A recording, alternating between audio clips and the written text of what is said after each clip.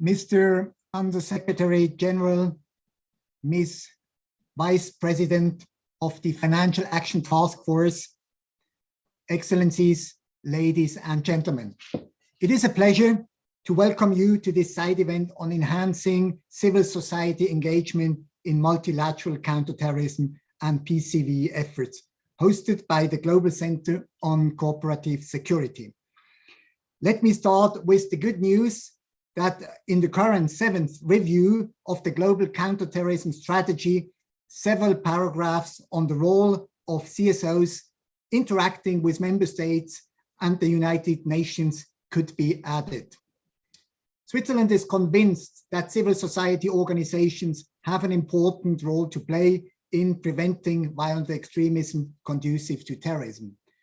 This is reflected in our national and foreign policy PV action plans. However, we are also convinced that civil society organizations must not be instrumentalized for security purposes and have to be able to act independently. Civil society engagement must be based on a true partnership relationship.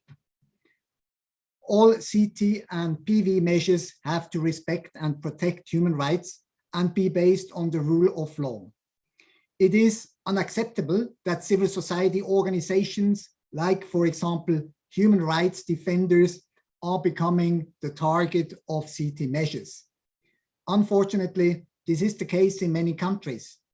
Very often as well, civil society organizations are experiencing a shrinking space for their activities due to counterterrorism measures. A degraded relationship between the state and its population due to the misuse of CT measures may even constitute a driver of violent extremism and terrorism. Switzerland has supported UNOCT in the elaboration of a civil society engagement strategy to deepen the United Nations engagement with civil society. This strategy needs to be given the necessary attention and resources for its effective implementation. I would like to thank the Global Center on Cooperative Security and in particular its Executive Director, Mr. Elko Kessels, for the organization of this side event. The Global Center has been very vocal for a long time with regard to the need of a true partnership with civil society. Switzerland is pleased to support the Global Center in its policy research and advice activities. I'm looking forward to hearing from our distinguished panelists about their experiences, thoughts, and recommendations. Thank you. Thank you so much, Ambassador Hussi, for your opening remarks and your support for this initiative. Your Excellencies, colleagues, partners, and friends, a warm welcome to today's side event on enhancing civil society engagement in multilateral counterterrorism and preventing and countering violent extremism, or PCVE, efforts, organized on the margins of the 2nd UN Counterterrorism Week. My name is Ilko Kessels, and I'm the Executive Director of the Global Center on Cooperative Security. And it's my pleasure to welcome you all and thank you for taking the time to join us from all around the world. We are thrilled to see so many of our civil society partners, as well as representatives from governments, the United Nations, and other multilateral organizations that are joining us today for this live event, both here within the Zoom room, as well as via our live stream, demonstrating the continued interest in today's discussions. And a special thank you to the Federal Department of Foreign Affairs of Switzerland and Ambassador Hussi for co-organizing today's event and supporting the project that will be introduced in just a moment. References to the importance of civil society contributions to counterterrorism and PCV efforts can be found in numerous UN documents, including UN Security Council resolutions, the Global Counterterrorism Strategy, the Madrid Guiding Principles, and its 2018 addendum. And as the 7th review of the Global Counterterrorism Strategy is coming to its conclusion, we hope to see more of these references and more actionable items represented in its final outcome products. Of course, we're also nearing the 20-year anniversary of 9/11, and I think we find ourselves in an important moment of reflection. Most of you have heard me before emphasizing the diversity of civil society, as well as the breadth of their perspectives, roles, and expertise in the field of counterterrorism and preventing and countering violent extremism. Whether it is on advancing access to justice, steering those susceptible to violent extremist recruitment and radicalization down to a more peaceful path, supporting rehabilitation and reintegration programming, countering the financing of terrorism, empowering youth leadership, or focusing on gender integration and women's participation, civil society plays an essential role in peace and security efforts. Civil society can also help to ensure that these efforts are evidence-based, context-sensitive, dynamic in nature, follow a do no harm approach, and account for individual and community risks and needs. However, unfortunately, civil society has often found itself negatively impacted by counterterrorism, countering the financing of terrorism, and CVE measures and practices, and their engagement in these spaces can present considerable risks. For more than a decade, the world has seen a global decline of human rights in civic space and increased repression of nonviolent activism. Counterterrorism provisions have been used to restrict freedom of expression, association, assembly, and religion. CFT measures have challenged humanitarian operations and constricted financial access. This often does not result in a reduction of terrorist recruits or attacks, but rather further exacerbates conditions conducive to the spread of violent extremism. Now, while states have a primary responsibility to engage civil society and ensure that counterterrorism, CFT, and CVE measures do not restrict civic space or impinge on human rights, multilateral organizations, such as the United Nations, have a specific role to play as a normative leader and capacity developer, as well as a convener in supporting the meaningful participation of diverse civil society actors in the development, implementation, and evaluation of counterterrorism and PVE policies and programs, as well as an accountability mechanism to ensure that these do not negatively impact civil society organizations and human rights defenders. To this end, the Global Center is pleased to lead a project with the same title as today's event, supported by the government of Switzerland, examining best practices in optimizing civil society engagement in UN counterterrorism and CVE efforts. My colleague Franziska will introduce the project in more detail in just a minute. For today's discussion, we have a great panel of civil society representatives that will share their perspectives and experiences on engaging with multilateral entities on counterterrorism, CFT, and CVE. Joining us today are Ms. Vanja Skoric, Program Director for the European Center for Not-for-Profit Law, Mr. Matthew Simmons, Senior Policy Officer in Liaison, CSO Partnership for Development Effectiveness, Ms. Marina Kumskova, Senior UN Policy and Advocacy Advisor for the Global Partnership for the Prevention of Armed Conflict, and Ms. Amina Razul, member of the ASEAN Women for Peace Registry. Following the panelists, we are honored to welcome Undersecretary General Mr. Vladimir Voronkov of the United Nations Office of Counterterrorism, and Ms. Elisa Daanda Madrazo, Vice President of the Financial Action Task Force, to take the floor and provide their reflections and responses to the panelists' remarks before opening a broader discussion. Thank you also for the dozens of requests to make interventions that we received in the run-up to today. If you have not registered your desire to make an intervention and would still like to do so, please use the raise hand function at the bottom of the screen. We will do our best to facilitate as many interventions during our Q&A session as possible, and with this request all of you that provide interventions to keep them brief. And finally, to ensure the greatest accessibility during the event, we are pleased to offer simultaneous interpretation in French and Arabic. These features can be accessed in the tool panel at the bottom of your screen for those joining us through Zoom. We've also turned on an automated live transcript, which is also accessible at the bottom of your screen. And within the theme of the CT Week's high-level conference with a focus on new technologies, it is good to know that this automation is still not perfect, as it seems to consistently misspell my name with variations such as alcohol castles. Please note that today's event is being live streamed on YouTube and will therefore be on the record. A link to the recording will be uploaded to our website following the event. And it is now my pleasure to hand over to my colleague Franziska Praxel-Tabucci to briefly share some further details regarding the aforementioned project before we turn to our panelists. Franziska, the floor is yours. A warm welcome also from my side. If you don't mind, I will leave my video off, but share my screen so that you will see this presentation, hopefully in its full glory. Is everyone able to see this? Yes. Okay, perfect. As I said, a warm welcome from me. Thank you so much for joining today's discussion. I'm very much looking forward to engaging with you all today and also in the coming months. I will take the next couple minutes to briefly discuss the project the Global Center is currently leading and the hope we have for its outcome. Thank you to the Swiss government for supporting this initiative.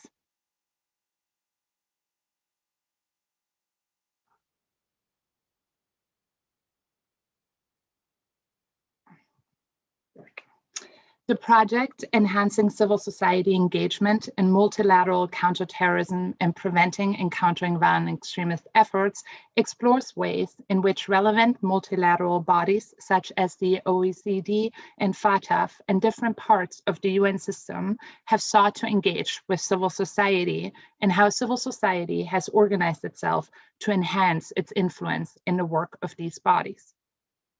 It further examines best practices in optimizing civil society engagement in UN counterterrorism and preventing and countering violent extremism efforts and support for civil society-led contributions to the implementation of the UN Global Counterterrorism Strategy and the Secretary General's PVE Plan of Action. This project aims to provide a platform for constructive engagement with civil society actors and networks, including human rights defenders, to ensure that the perspectives and realities of practitioners and program implementers are more fully reflected in UN counterterrorism and PCVE efforts so that the United Nations is better positioned to support these non-governmental stakeholders. The project consists of three parts: a comparative research phase, a global consultation process, and the development of recommendations to be presented during the UN General Assembly in September this year. The comparative research phase was concluded earlier in June after months of reviewing and mapping relevant mechanisms for engagement between civil society and multilateral bodies, which builds the very foundation of this project. Our speakers today will highlight some of these findings and their experience in their respective roles of supporting civil society multilateral cooperation. The second phase is a global consultation process starting in the coming weeks that will be civil society led and owned and centers on the Secretary General's call to action to contribute to the review and strengthen United Nations tools that aim to empower civil society, protect civic space, and encourage participation by all groups in democratic processes. The consultation process includes a project advisory council that will guide the process and review the project recommendations. We have invited 18 civil society representatives, including with expertise in human rights, humanitarian space, development, countering the financing of terrorism, women's participation, and peace building, as well as other related fields. The Project Advisory Council will closely support the development and review of the recommendations put forth. A research survey will be disseminated in the coming weeks to relevant stakeholders worldwide, requesting concrete input to preliminary draft recommendations. The survey will be followed by small group convenings that are organized virtually to allow participants to reflect on the survey findings and to elaborate on achievable steps the United Nations and civil society can take to enhance sustained engagement surrounding the implementation of UN counterterrorism and PCVE frameworks. And finally, we will develop concise recommendation documents that will be presented during the UN General Assembly in September. We will disseminate these recommendations widely through social media platforms and welcome you all to join the process by sharing your ideas, priorities, and challenges with us. I want to thank you for your attention and hope you can join the consultation process in the coming weeks. My email address is displayed here, and we have also just now posted a one-page project description on our social media platforms, which will also contain my email address in case you wish to contact me directly. It is now my distinct pleasure to hand back over to Ilko to moderate today's fantastic panel.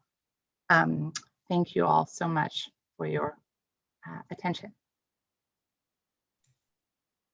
Thank you so much, Franzi, for sharing that. And again, really encourage everybody to engage with Franzi and with the team to make sure that we get the most input, the most insights as possible in this process. So again, I really value your partnership in this effort. So we are going to turn now to our fantastic panelists. And first and foremost, we're going to start with Ms. Vanja Skoric, the Program Director for the European Center for Not-for-Profit Law, where she oversees global and EU engagement programs with more than 19 years of experience in legal analysis and research. Vanja works mostly on the UN and EU Council of Europe level support and advocacy, as well as in EU member states, Western Balkan region, MENA, East Africa, and Eurasia countries. Vanja, the floor is yours. We look forward to learning more from your engagement with some of these multilateral entities. Thank you so much, Your Excellency, ladies and gentlemen and colleagues. Thank you for joining this extremely important discussion, and we are thrilled to be a part of it. We are talking today because we share a common goal. Essentially, we don't want terrorists to attack people and undermine our institutions, our values, and societies. For us, security and respect for human rights and freedoms are not either or choice. They should go hand in hand and in cooperation.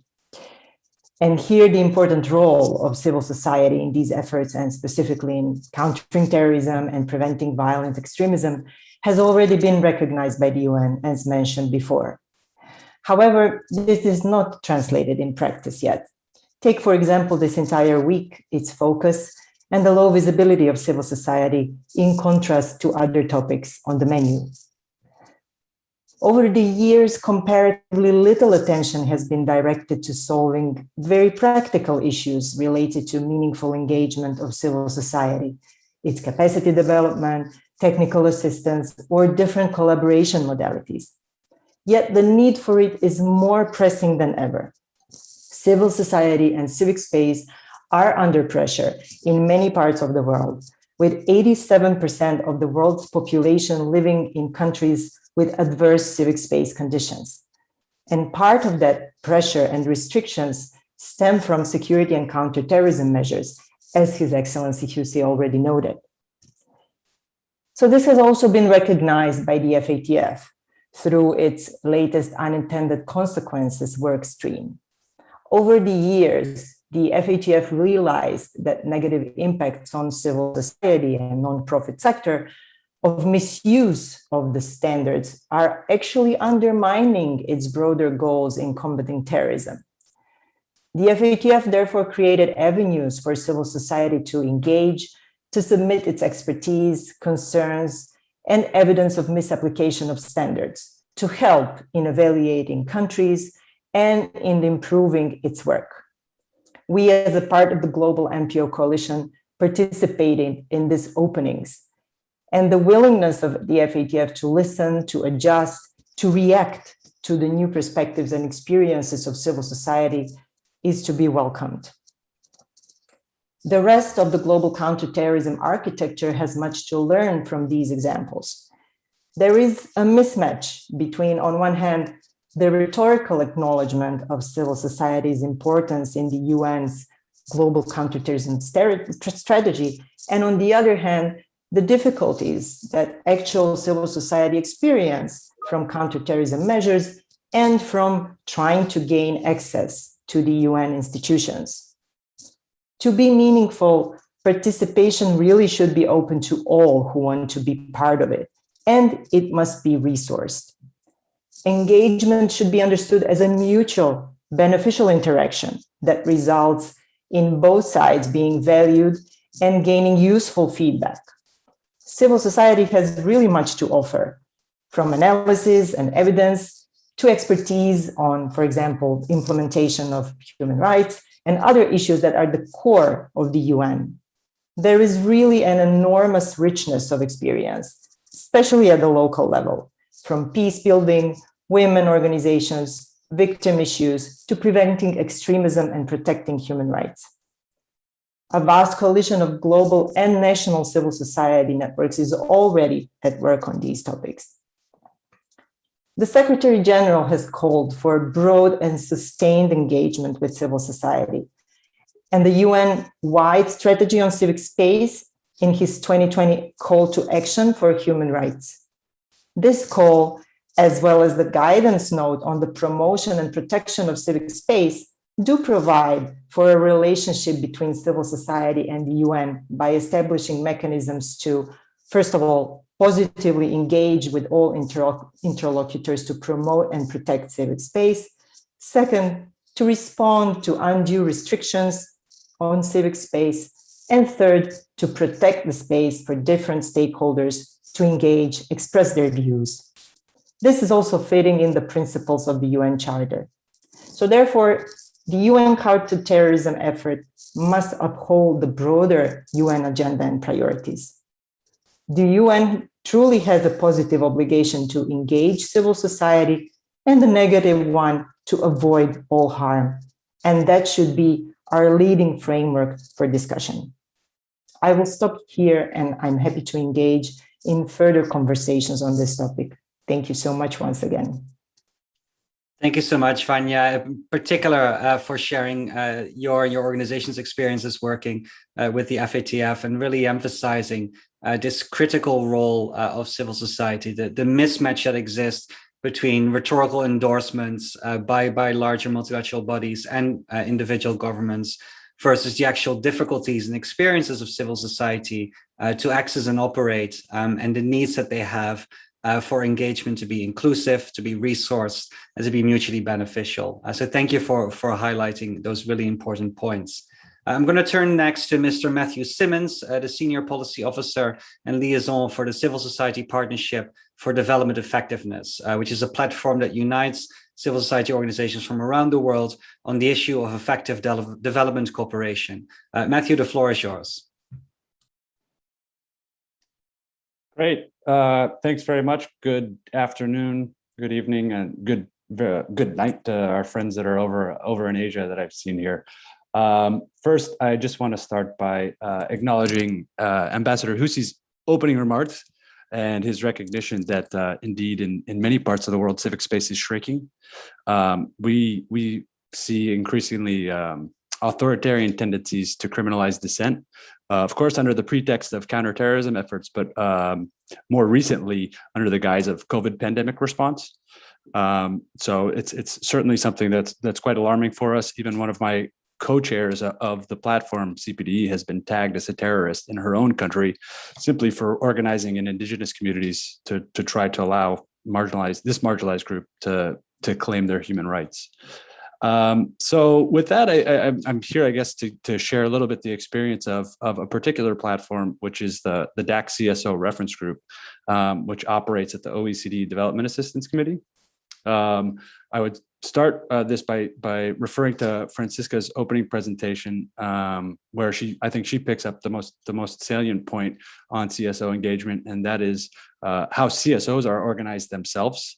In my experience, this is probably the most important aspect of CSOs enhancing their own engagement. Of course, there's the aspect of having that space, but the ability of CSOs to organize and sort of contribute constructively at the international level is probably the most important, probably the most time consuming. So actually you'll see when I describe the reference group, I really focus on the reference group itself and not so much on the space where this reference group operates. So I'll try to keep it short. The origins of this DAC CSO reference group actually date back to a UN process, which is the Financing for Development process and the Monterey Conference in 2001, which sort of essentially gave way to the aid effectiveness process. And over, I don't know, the first few years of this process, CSOs began to mobilize quite a lot around the aid and development agenda. In 2007, in fact, under that agenda, which was at that point housed by the OECD in one of its subsidiary bodies called the Working Party on Aid Effectiveness, in 2007, there was a recognition, or 2008, excuse me, that CSOs are independent development actors in their own right. And from there, I think CSOs really kind of formalized their approach to the OECD, really under the OECD DAC and really under this particular process on aid effectiveness. So that sort of kind of gave a little bit of a, I don't know, an experience for CSOs to build on, and sort of initiated this kind of engagement with the OECD DAC. Following this, I think CSOs really kind of engaged with the OECD DAC on a issue-based and ad hoc engagement. There's, like I said, there's several subsidiary bodies of the OECD DAC that are looking at different aspects of the development agenda. So you had a network that was focusing on governance, you had a network that was focusing on gender, one focusing on poverty, and there were entry points here for CSOs to engage. But really, it was sort of by invitation only and not really systematic. But as that agenda started to evolve, and sort of the ODA agenda started to evolve a bit, there was a sort of a more focused coordination on the side of civil society, really looking into political processes that were quite important for CSOs. And so it gave sort of the impetus for really a global kind of reach of CSOs to get involved and organize around a common agenda. And this was really on the modernization of development assistance agenda and the introduction of private sector engagement. So at this point, CSOs started to develop more coordinated messaging and do sort of kind of that external advocacy, not directly involved in meetings, so to speak, but sort of trying to interact with governments and delegates and these sorts of things outside of the official spaces, more at the sort of national level, I guess you would say. But the messaging and sort of on the content was also coupled at that time with requests for access for more engagement to the intergovernmental process. It only goes, I guess, so far, influencing at a national level. It's very important to try to influence the intergovernmental process itself. And this, conservative advocacy sort of resulted in an invitation to a senior level meeting of the OECD Development Assistance Committee, and really gave the impetus to pursue a conversation for creating a more sort of systematic and kind of coordinated network that engages the OECD DAC. And so that's when the reference group was officially created. It was set up with the express purpose of facilitating and coordinating CSO engagement with the DAC, and with a particular focus on bringing the perspective of Southern CSOs, because historically it's been quite difficult for Southern CSOs to access these spaces, these institutional spaces. So, so there was a particular emphasis on that, and ultimately to try and promote more effective aid and development finance. It would also set up to serve as an avenue for members to plan and coordinate activities, especially related to the DAC, to conduct outreach and establish links with other CSOs, and sort of do an outreach effort to sort of popularize the OECD DAC agenda, especially at kind of country level where development cooperation actually has an impact. And then finally, encourage knowledge sharing. The reference group itself is quite diverse. It ranges from grassroots NGOs, like I said, that work, for example, with indigenous peoples communities, all the way up to kind of international NGO platforms that everybody's familiar with, like Oxfam and ActionAid, and then includes networks like my own, which have their own kind of membership. So it really does encompass a wide breadth of different kinds of CSOs with different experience, et cetera. There's a principle of it being Southern led and sort of, but also DAC based. So there's quite some underlying principles about the composition of the reference group as well. So I think following the creation of the group and sort of the negotiation with the OECD DAC, and the DAC at the same time was setting up kind of a liaison office to do more outreach. It was part of a reform process of this intergovernmental body anyway, that was ongoing sort of in parallel. we arrived in 2018 at a sort of formal framework between the OECD DAC and this DAC CSO reference group. And in this framework, there's sort of a formal recognition of the group itself, and it sets out a way to try to establish a more inclusive and sort of more effective partnership between the DAC and civil society. It's given some structure to how the OECD DAC and the DAC CSO reference group engage and communicate. And then we meet on an annual basis, in fact, to take stock, but also over the course of the year, meet on quite regularly, I would say, on varying thematic areas or issues that the OECD DAC is taking up. In fact, we just met about 2-3 weeks ago.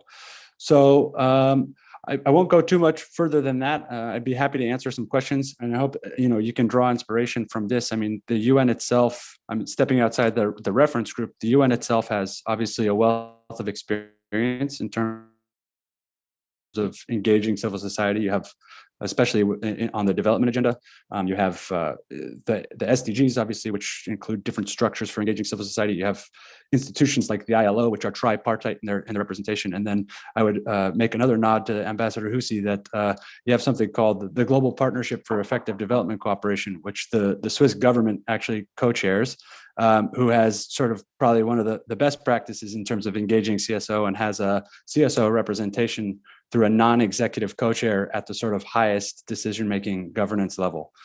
So there's plenty, I think, plenty of existing kind of arrangements at the multi-stakeholder intergovernmental level that I think you can draw inspiration from. Thanks very much.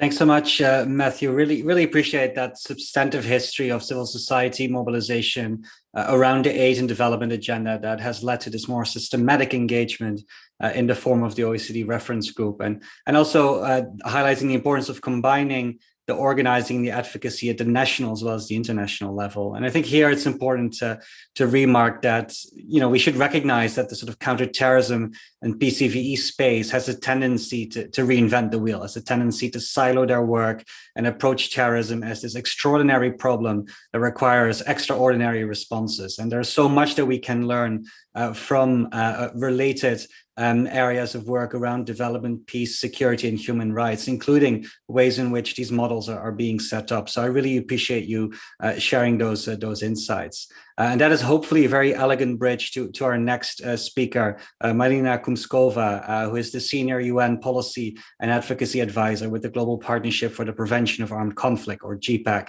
She's been part of a range of projects exploring human rights issues around the world, and has been co-organizing together with Quaker United Nations Office, the Civil Society UN Prevention Platform. This platform was created in 2016 with the aim to improve cooperation and coordination on prevention between UN actors across the system and civil society in New York and in the field. So no better person than Marina to give us some insights on how we can take some of those practices and apply them specifically to the counterterrorism and PVE fields. Marina, the digital floor is yours. Thank you, and I'm very grateful to be in the space and share my experiences working in the peace building space and prevention space. Today I'm speaking on behalf of the Global Partnership for the Prevention of Armed Conflict, which is a global network of local peace builders. Our members around the world are primarily working on peace building and development and prevention, and they use peace building tools. The questions of terrorism and violent extremism, of course, do come up in their work, but they address these issues using peace building tools such as dialogue, mediation, peaceful non-securitized means of addressing violence. One of the critical aspects of GPAC's work is to ensure that global policies that would ultimately have impact then on the lives of people at the community level are informed with their own experiences and implemented through their own means.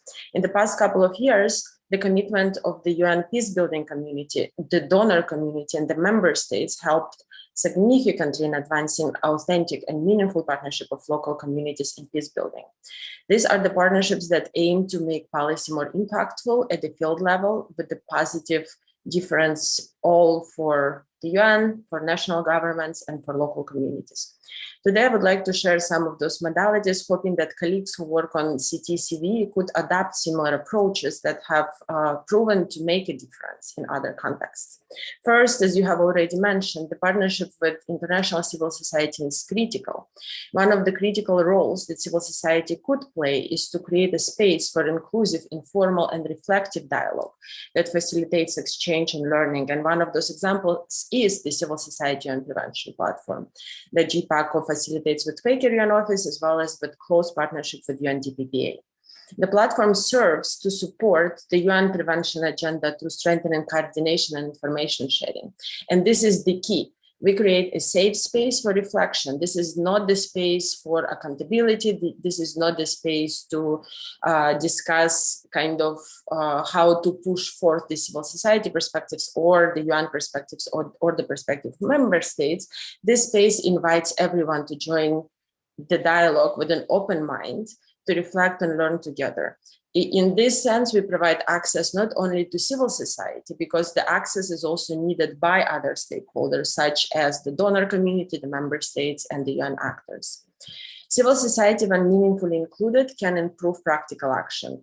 The recently published UN system-wide community engagement guidelines on peace building and sustaining peace, they come hand in hand with a joint Security Council General Assembly resolution that mentions local peace builders. Among the key stakeholders in peace building, sustaining peace is another important practice that a lot builds on the Civic Space initiative.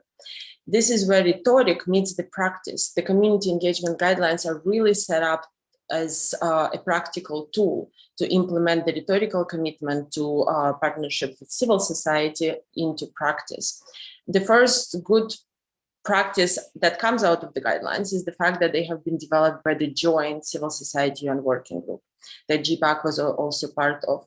They do not include some out-of-touch notions of how inclusion is important and how civil society needs to be part of important discussions. The guidelines unpack what that means. What they highlight and what could certainly be of particular attention for actors working in counterterrorism and violent extremism is that they speak for systematic and institutionalized engagements, right? Engagements cannot be ad hoc. They need to be a regular practice. The guidelines highlight that civil society engagement requires time and resources. None of the UN actors or member states who have ever engaged with civil society have not done it kind of on top of their working hours, right? What that speaks to is to the fact that the TOR of different positions within the UN, within the missions, need to include some dedicated time and hours for people to engage with civil society.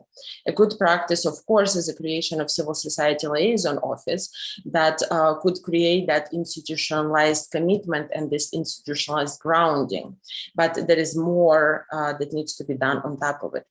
What makes the guidelines particularly interesting is that they outline how specifically you can ensure risk-informed engagement, virtual or not. When I spoke to our members, GPAC members who work on counterterrorism and violent extremism ahead of this meeting, the first priority that they have outlined is basically risk-informed engagement and how the security and safety needs to be provided for them to be willing, be committed, and be interested to share their expertise. Because local community need to share it, they need to engage with global actors, but they also need to come back home and they need to be able to do that work that contributes to the goals of the national governments, that contributes to the goals of the UN, and that contributes to the global policy priorities. And if the actors who are currently in the space can engage in the safe manner, then we can achieve that diversity by inviting more people in, because people would not be afraid to join that space. At GPAC, the model of engagement we promote in the global space is the participation that is not ad hoc and the one that generates concrete results. And that would be my last point. Too many times we have witnessed engaging consultations and attempts to build partnership with CSO coalition, but the impact of this discussion is minimal or non-existent, right? There are various reasons for this. One of the reasons is the language and jargon. Sometimes we expect local civil society to jump into the conversation and speak all this global framework language, but that should not be the case, right? We should also make a step forward and try to hear them, not just listen to them. The sensitivities also comes into play. But unless we understand the sensitivities, we cannot act together. The sensitivity is always there, but if we understand them, we can see how we can work around them. The international community, especially in the security space, needs to promote authentic and intentional partnerships with civil society that have concrete goals of why civil society are in this space that extend beyond a mere needs for inclusion. If we know why we engage with civil society and what concrete outcomes from that engagement would be, then the global policymakers will think about is who is the best to be in this space, how to ensure their security, how to maintain the feedback loop, and what difference is needed in the policy space to ensure that this conversation continues. I'll stop here. I'm happy to participate in the discussion moving forward. Thank you so much. Thanks so much, Marina, for those very concrete recommendations and experiences that you shared. Particularly appreciate this idea of unpacking the language and the jargon. I mean, the CT and PCV. I mean, there we go. World is so rich with this kind of jargon that often is a combination between older security and intelligence world jargon combined with some of the development jargon, and it becomes this mix of unclearly defined, wildly differently interpreted phenomena that create problems in and of themselves. And then not just unpacking all of that, but then also operationalizing it. I think for too long we've heard the rhetoric going in the right direction, but the actions not keeping up pace. And then lastly, I think so importantly, this point around security. If we want to meaningfully engage civil society organizations in a topic as politically sensitive as terrorism and counterterrorism, then their security, their privacy, their protection needs to be first and foremost. And it's been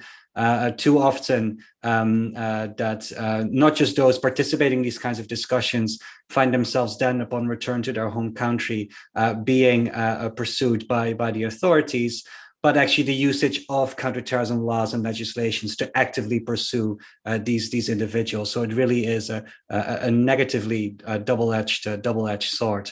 We're going to turn next and finally, as part of this panel, to Amina Razul, a member of the Asian Women for Peace Registry.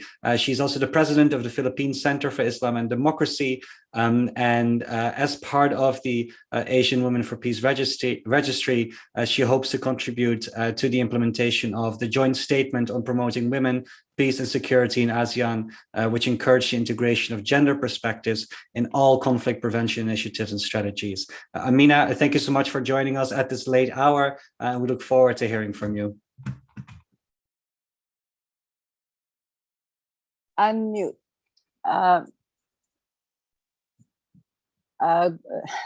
Salam from the Philippines. And thank you for inviting me to join this panel. Last March, we in the Philippines commemorated the 7th anniversary of the signing of the Comprehensive Agreement for the Bangsamoro, ending generational armed conflict between the Moro Islamic Liberation Front and our government. But even as we celebrated, we were concerned that support for the success of the peace agreement had been sidelined by the pandemic, by politics, and other national priorities. We shouldn't forget that those who would destroy the foundation of peace do not rest, even with COVID-19 running rampant. As we continue to face the horrors of violent extremism, it is important to bolster the foundation of peace, particularly civil society engagement and women's participation. The pandemic has lessened support for civil society engagement, for the actual empowerment of women in conflict areas who deal with even more dangers from the pandemic, from armed conflict, growing hunger, loss of income, from increasing authoritarian tendencies. This situation makes it easy to stoke the fires of extremism and recruit women. We cannot afford another conflagration in southern Philippines as we are laying the foundation for a just and lasting peace. We need to have women at the table. We need more capacity building for women in civil society, such as the use of digital technology. We also need to connect peace builders. Regionally, the Association of Southeast Asian Nations, or ASEAN, launched the ASEAN Women for Peace Registry, or OPER, in 2018. OPER is housed in the ASEAN Institute for Peace and Reconciliation. Each member states nominated 3 representatives to be part of OPER from government and other sectors.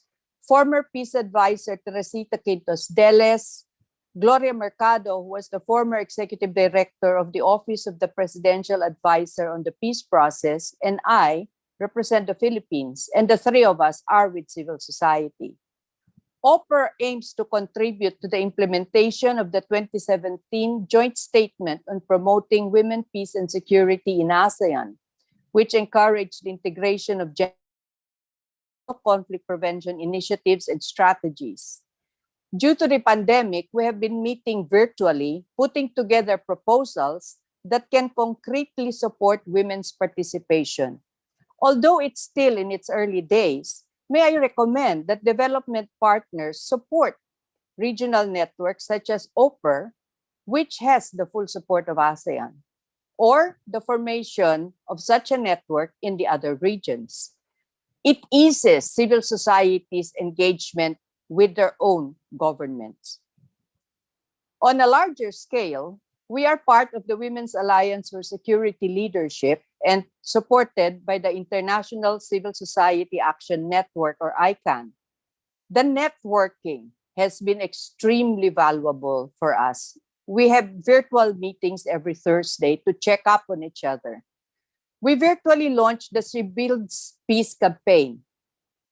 She Builds Peace calls on multilateral organizations and governments to support 4 pillars, the acronym of which is SOAR. S for safety of women peace builders, particularly in time of COVID. O for obligations such as UNSCR 1325 to be fulfilled by governments and organizations.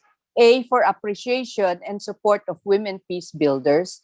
And R for resources to be provided to women, especially those working on women, peace, and security. My organization, the Philippine Center for Islam and Democracy, launched the campaign only last December due to COVID. We linked with major universities in the Muslim South to reach out particularly to potential young peace builders. They can be the major force to sustain peace building, secure our communities, prevent violent extremism from taking root. We are also launching a podcast called She Talks Peace in July as a platform for peace builders to network and share, to inspire, to advocate. Over 15 years ago, we worked with Muslim women who teach in the madrasa. We realized they were an important key to opening up our communities. We provided capacity building and networking, helping them organize their own. And they call it Nurus Salam, or Light of Peace. They have since become engaged in civil society, peace building and PVE, humanitarian work, human rights advocacy. Returns on our investment in these women of faith have been extremely high. And I recommend that partners invest in religious women or women of faith organizations. We need to more aggressively challenge traditional concepts of security and peace. We already know that positive impact of women have as community leaders exist in securing the peace and in development.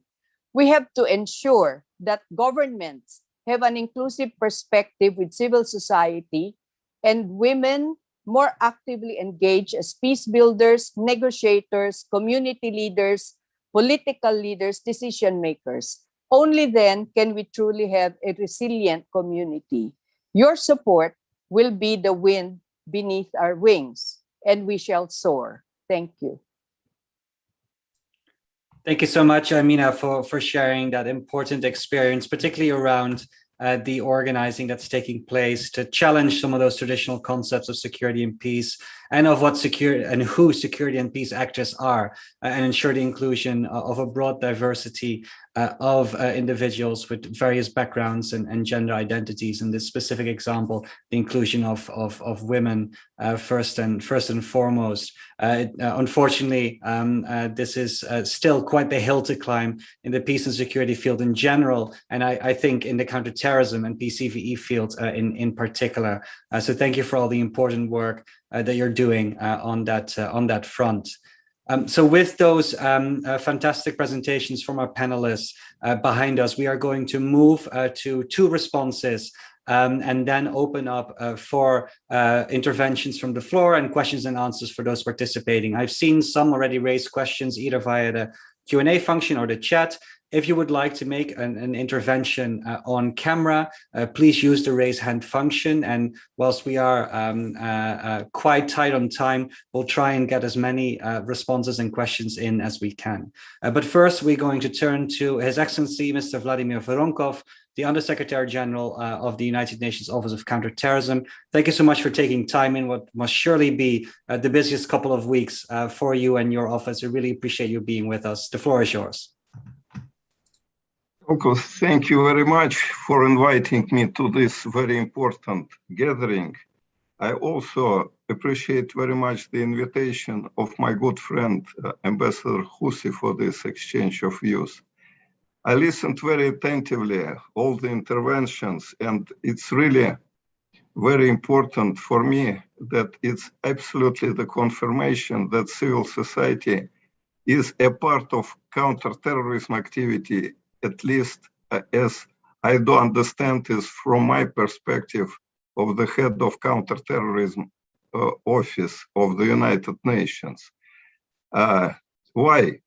First of all, I think today's discussion is very straightforward, and I appreciate this very much. We need to listen to very attentively the voices of representatives of civil society, because civil society is absolutely natural partner for us in our endeavors. And I like this kind of definitions, straightforward and to the point, that from time to time it's going on only about rhetorical endorsement. It's half true, half not true. True, if we are speaking about engagement with civil society, we are doing a lot for advocacy of civil society engagement. And I can tell you, I can mention only some numbers. For example, 300 civil society organizations are invited to participate in the United Nations Counterterrorism Week. And we are doing this work together today, also discussing this kind of issues. 50 civil society organizations responded to a public call to provide feedback for the Secretary General's report for the 7th review of the global counterterrorism strategy. From this perspective, we are also engaging with civil society, and we will continue to do so. Moreover, we had virtual dialogue on counterterrorism, jointly organized with civil society organizations, virtual in Spain, with Spain in May. In May, over 200 civil society organizations did participated and contributed to this.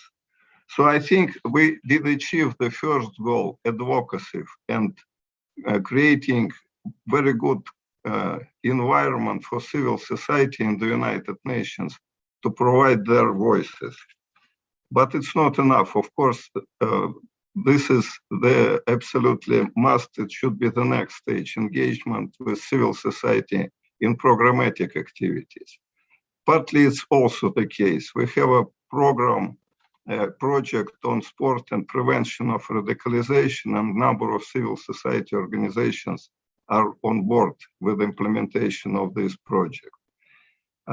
What should be done? Of course, first of all, we need to get additional resources to support more civil society. In the course of the discussion on the review of the global counterterrorist strategy, it was an issue raised by a number of member states to grant the office with granting authority, to give the office the granting authority to support civil society organization. I think it's brilliant idea. I don't know what would be the final result of this discussion because still we have no final approval of the resolution on the review. But I hope it will be very strong language on civil society engagement. Secondly, I think we need to make a common fundraising. You know, having common programmatic activities, we need to address interested member states in order to present them common vision how we could do this work. And afterwards, of course, if this vision is convincing enough to member states, because this is the only source for financial support member states, there is no other sources. And of course, working together, we could reach a lot and we could start this implementation, common implementation. It will be the next proof that civil society is contributing very strongly in implementation of counterterrorism agenda. I'm absolutely convinced in this because, you know, traveling a lot before the lockdown, I met the representatives of civil society in the most difficult places around the world. For example, in Borno State in Nigeria, with strong presence of Boko Haram. I spoke with the ladies who are doing a lot of work on education of the local population. And these efforts are absolutely invaluable because it's difficult to work, it's difficult to understand how to protect, first of all, yourself, and then to give this very important trainings to the local children. It's something amazing, and of course, this is absolutely best possible contribution to the counterterrorism agenda, especially speaking about prevention. So it's the case in many places around the world. Because of that, this is my emphasis. Let's start doing common programmatic activity. A lot of places around the world are waiting for this support, and we need to do this. So thank you again for possibility to exchange views with you.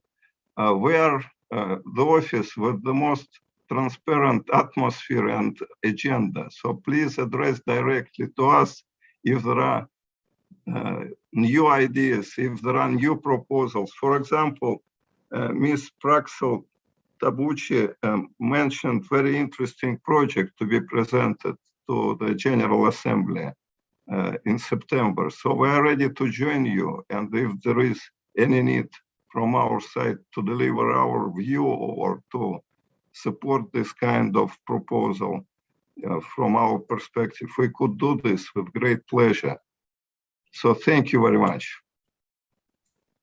Thank you so much, Undersecretary General Voronkov. Really appreciate, again, you being here. Appreciate the open invitation to work with you, which we will certainly do as part of, and are doing as part of this initiative, but also to other civil society organizations. I appreciate your call for broad support and broad member state support to these kinds of initiatives for us to be able to start doing the work together and to recognize some of the advancements that have been made in the rhetorical side, in the advocacy side, but the need to bring these further into practice, including into programmatic work. We're now going to turn to Ms. Elisa da Anda Madrazo, Vice President from the Financial Action Task Force. You've heard a number of our civil society panelists refer to some of the engagement methods and mechanisms that exist with the FATF. And so we very much look forward to hearing from you on the FATF's work in this domain. The floor is yours. Thank you. Your Excellencies, Ambassador Husi, Undersecretary General Voronkov, and your colleagues. It is my pleasure to join you today in this rich dialogue. I myself have benefited from it and taking lots of notes because truly this learning from others' dialogues and case examples of success is useful for all of us. Today, I will be presenting on the important work of the Financial Action Task Force. In my capacity as the Vice President of the FATF, I will highlight the efforts that we have done to collaborate with and to protect NPOs from potential terrorist financing abuse. As you know, the FATF recognizes the vital importance of the NPO community in providing charitable services, as well as the difficulty in providing assistance to those in need, in particular in some remote regions. And we applaud the efforts of the NPO community to meet such needs. However, terrorists and terrorist organizations may also abuse some legitimate NPOs. I have to say that often this happens without the knowledge of the donors, without the knowledge of the management or the staff. Therefore, one of our recommendations, we have 40 recommendations, one of them, recommendation 8, aims to protect NPOs from potential terrorist financing abuse. As referred by previous speakers, in particular Banja, who I'm happy to join this panel with, due to the concerns raised by the NPO community, the FATF, as a matter of priority, engaged extensively with the NPO and revised its standards in June of 2016. These changes ensure that recommendation 8 is in line with the risk-based approach and does not disrupt or discourage legitimate NPOs' activities. These revisions also clarify, and this is very important, that the NPOs do not represent the same level of terrorist financing risk. In fact, some NPOs represent little to no risk at all. We would not have been able to do these important revisions without the invaluable engagement and coordination with the NPOs. I want to highlight today some of the things that the success stories of this engagement that allowed us to make these revisions, but also to continue the communication. As I said, those revisions took place in 2016, 5 years ago, but this communication, this engagement with the NPO community is regular and is very vivid and ritual today, 5 years later. And that means that we were able to create a sustained engagement, and that has been key for us. I will share with you some of the highlights of what we think is necessary for that sustained relationship and to build it and to maintain it. First, the importance of identifying key interlocutors. From our side at the FATF, we determined that we needed one person within our staff, within the Secretariat, to be in charge and dedicated to the management of the NPO engagement and to be the point of contact for civil society. For us, people matters. It's not only about institutions, and having a regular face that would sit at the table and would always continue that dialogue was key. On the side of the NPOs, you can imagine that there was a broad range of stakeholders, and honestly, some of them had divergent views. To overcome those challenges, as Banja explained, the NPO created an NPO coalition of interested and informed stakeholders to engage with us at the FATF. This coalition has been a valuable partner for us as it provides information and evidence of what's happening on the ground, and that allows us to know better what's going good and what's not going well with the implementation of our standards. Secondly, aside from the definition of the stakeholders, I want to say that it is very important to dedicate time to build trust and understanding between the parties. Process matters. There is no blueprint that I can tell you that it's the magic road to have this engagement. But what is necessary is that you devote the time to build and the trust to build this relation. And then both parties will see what works and what doesn't and define what will maintain in that relation.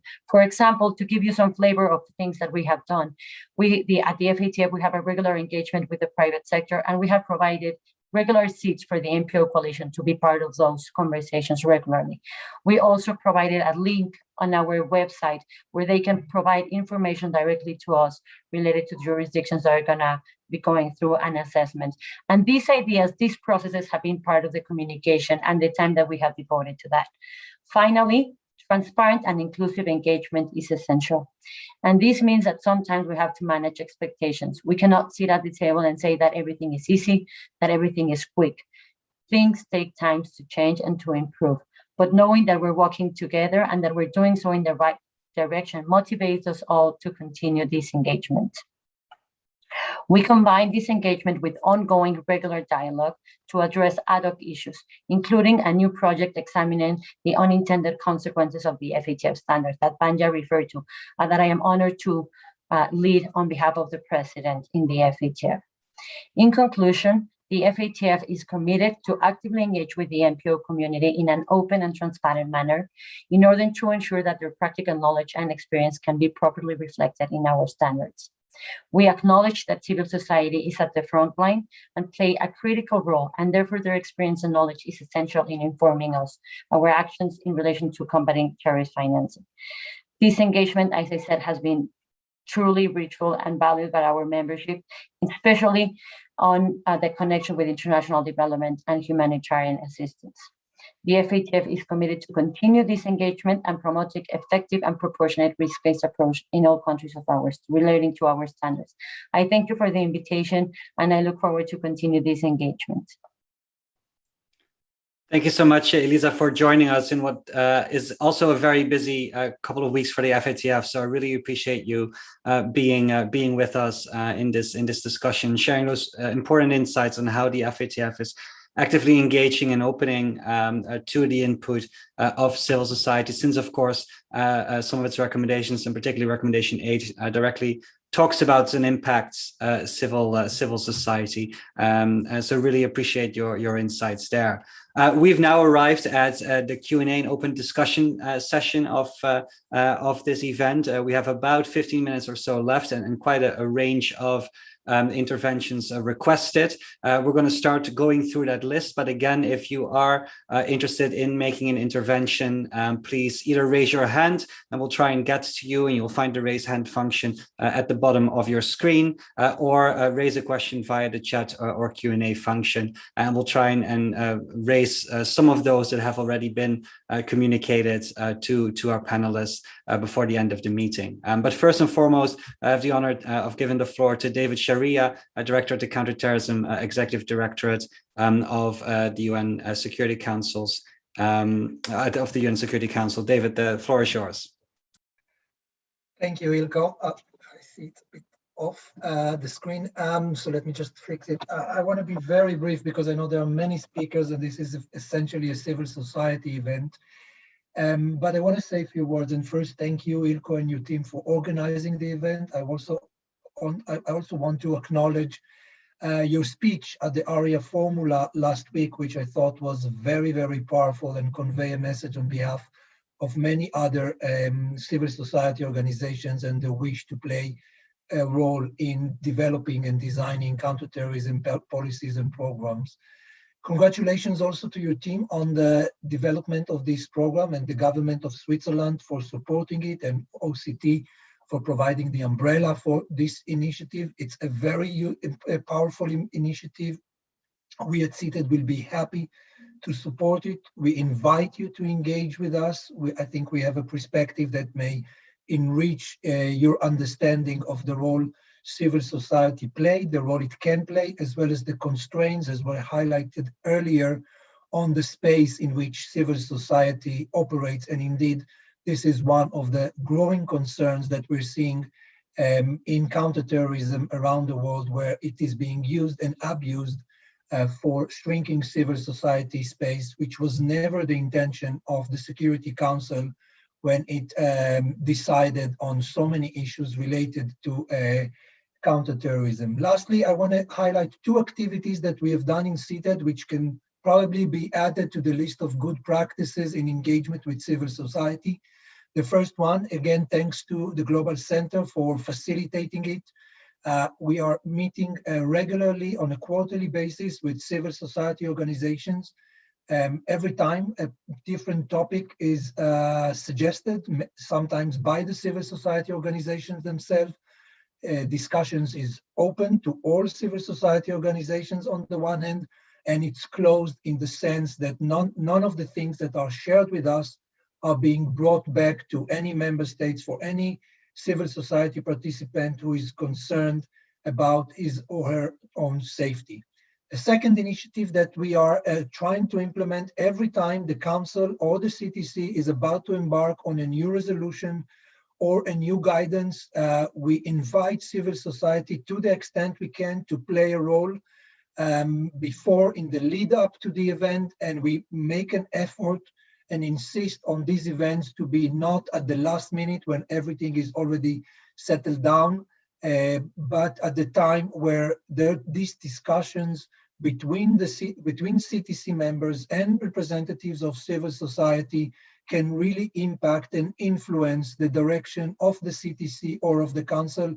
And I think if you look back in at the history of those guidance from the Madrid 102 or recent Security Council resolutions, you could see the impact of those engagements. Thank you again to all of you. Thank you to USG Veronco for being with us, and to Ambassador Houssi for being such a proponent of civil society engagement. Thank you.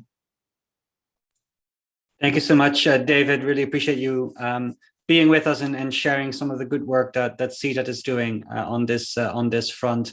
Going to turn next to Sarah La Megerier, Country Manager of the Global Community Engagement and Resilience Fund, for her intervention. Hi, good evening all. I'd like to start by thanking you for this opportunity to speak briefly and for all of the interventions that have preceded this. The speakers have presented some really useful concrete examples of increasing community engagement, and we really look forward to engaging with them more. And we're delighted that this initiative exists and that we're able to be involved in it. I think I'd just like to highlight that my organisation, the Global Community Engagement and Resilience Fund, already exists as a multi-donor fund that exclusively supports local community organisations on PVE interventions. GSURF, as it's called by its acronym, was set up 5 years ago, and since then we have been able to form agreements with 14 different countries to fund local community CSO, CVO interventions in those countries. And what I also want to flag about the way that we are working is that we're engaging alongside national government structures to sensitize them to the value of having CSOs engage in this securitized sector, and also then to try and promote a non-securitized response to violent extremism where this is possible, and a non-kinetic response is actually preferable.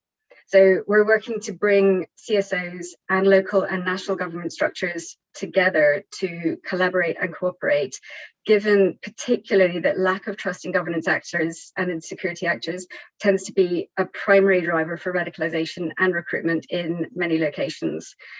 So while obviously we are very aware of the challenges that this sometimes poses, and we need to be extremely sensitive in many of the locations that we're working in, I think what we'd really like to highlight is that key lesson that we have learned over the past 5 years is that without engaging with national governance actors, we risk further separating PCVE responses from CT responses and allowing a securitized response to govern this space, while also pushing PCVE responses into very, very localized environments where they're not able to then be pushed to scale, and we're not able to look at policy and advocacy that can ensure that there are PCVE mechanisms being brought into municipal structures, for example, and that there's adequate engagement with, say, education departments, and also with psychosocial care through health departments.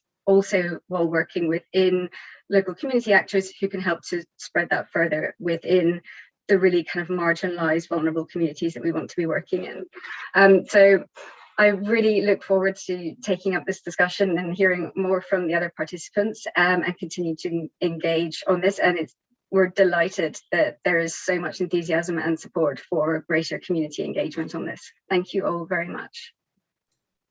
Thanks so much, Sarah, and thank you to GSURF for the important work it does in this domain. And I would be neglecting my duties as a GSURF board member to not direct you to their important work with civil society organizations all across the world, and the funding that they provide to these local groups in some very tricky environments. So thank you again for all of that work. Thirdly, we're going to turn to Kay Guinée, Senior Advisor from the Charity and Security Network. Kay, great to have you, and the floor is yours.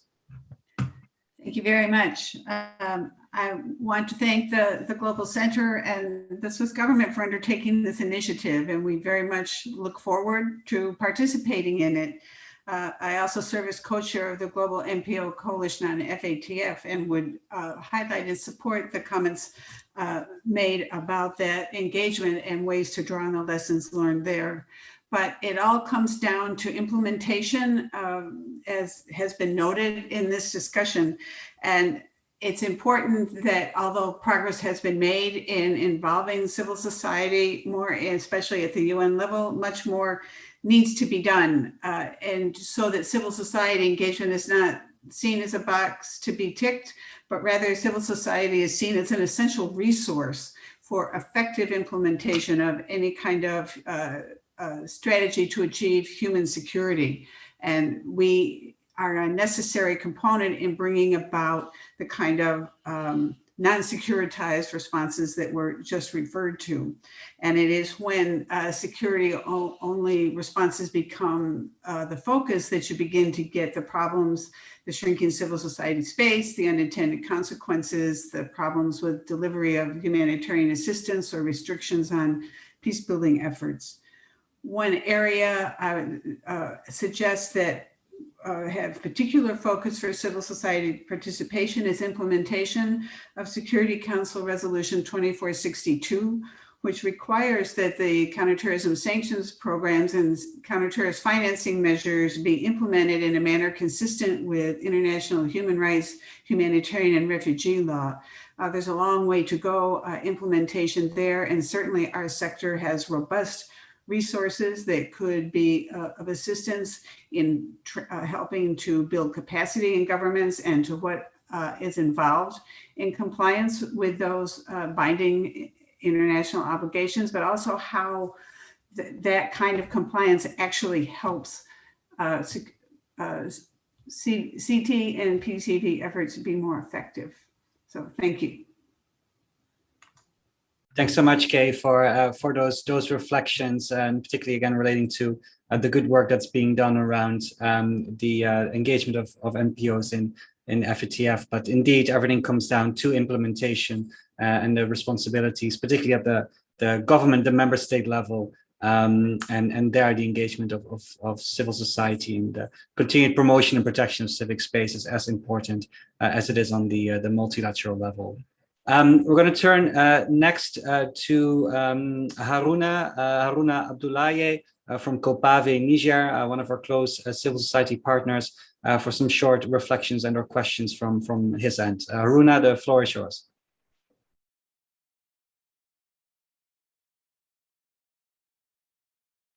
You're muted, Haruna.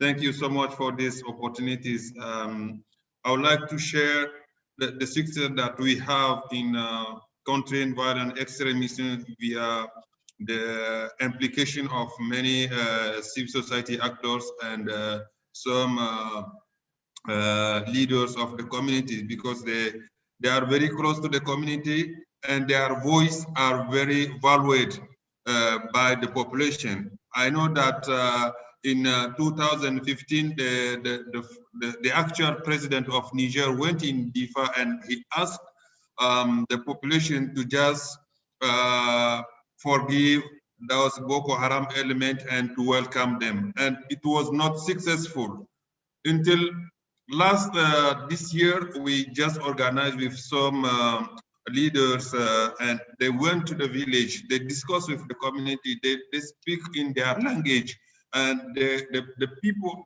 the youth that are with Boko Haram, they realize that it's their own leaders that are coming on the ground, discussing the issue with them. And we use the same platform to put on the table the marginalization of Buduma and Kanuri. There are some ethnic groups that are stigmatized in Chad, in Niger, and in Nigeria on Boko Haram issue. But with that, we just have a good success with the mobilization of those youths from Boko Haram.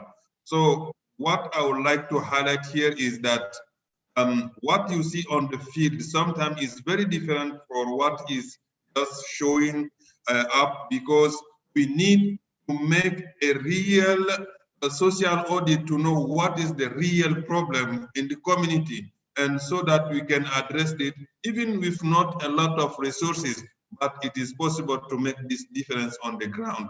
And for that, it will be very important for the UN to facilitate how we call it, networking with some organizations that have experience, and they can come to support us.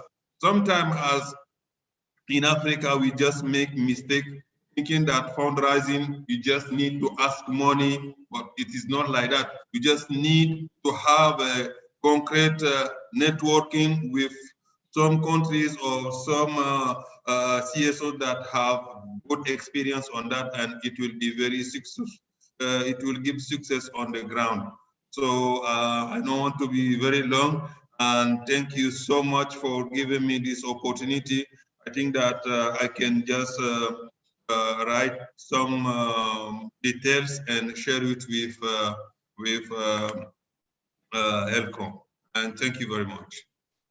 Thank you so much, Haruna, particularly I think for highlighting that whilst we are talking quite a bit here about engagement, particularly at the headquarters level, that of course, in the case of the UN and many other multilateral organizations, there's a huge infrastructure of country teams, of field missions, of offices and programs all across the world. And cooperation and partnership needs to happen at all of those various levels. And it's often those that are working in those country teams that are best positioned to have the connections and the insights into what is happening in the field, the kind of civil society organizations that can be good partners in the work that is being employed. And so more insights and information on what that engagement looks like, and more sustained engagement there is as important as it is at the headquarters level.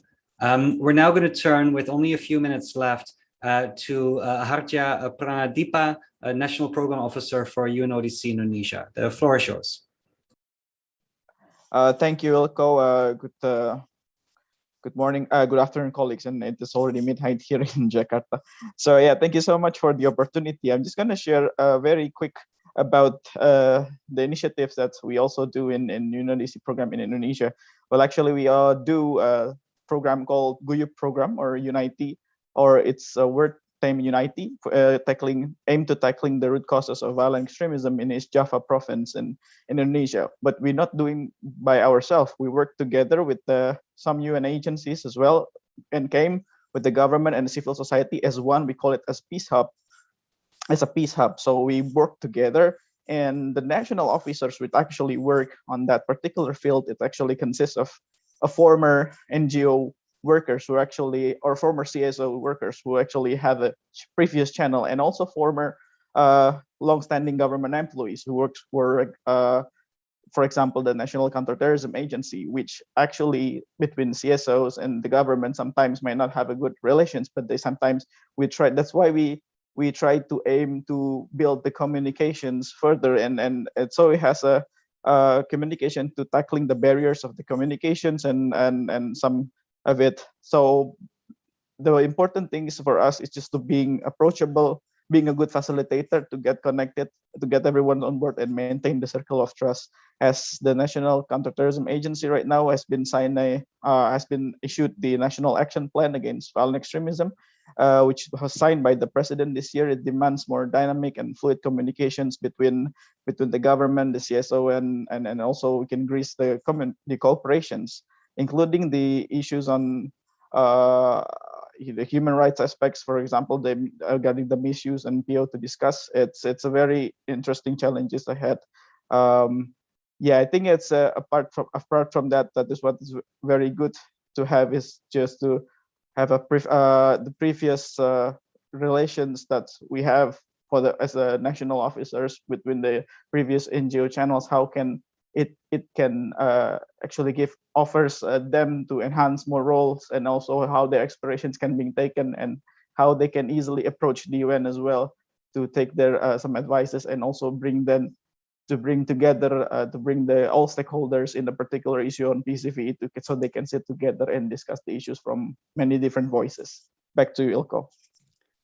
Thanks so much, Hard. Yeah, this almost looked like we pre-cooked this, but I trust, you got to trust me when I say we didn't. But following on Haruna's comments, I think you give a really good example of how the UN can be a convener, bringing together these civil society organizations, providing a space and the resources to work on some of these areas and to convene among themselves as much as with the UN and national governments. So really appreciate you sharing those insights.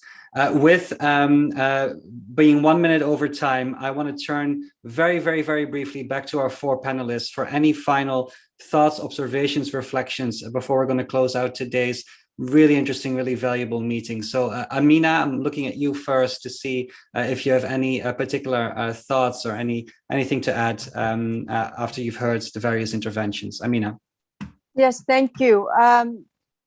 The suggestion about networking having additional value, that civil society would benefit from it, not just from financial support, is one of the reasons why I really stressed on that the regional OPER, the global Women's Alliance for Security Leadership, and the networking work that we did with the women who teach in the madrasa.